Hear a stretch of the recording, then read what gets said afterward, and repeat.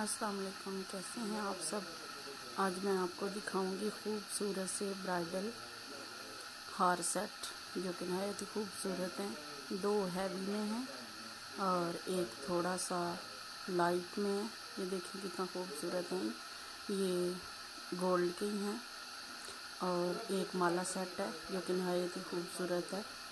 इनको देखकर आप न्यू आइडिया लगा सकते हैं कि किस तरह का ब्राइडल का सेट होना चाहिए।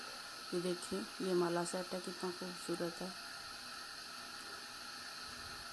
अगर आपको मेरी वीडियो अच्छी लगे तो लाइक कीजिएगा, शेयर कीजिएगा, सब्सक्राइब कीजिएगा और साथ के दिए गए घंटी के बटन को भी ज़रूर प्रेस कीजिएगा ताकि मेरी आने वाली वीडियो का नोटिफिकेशन आपको मिल सके।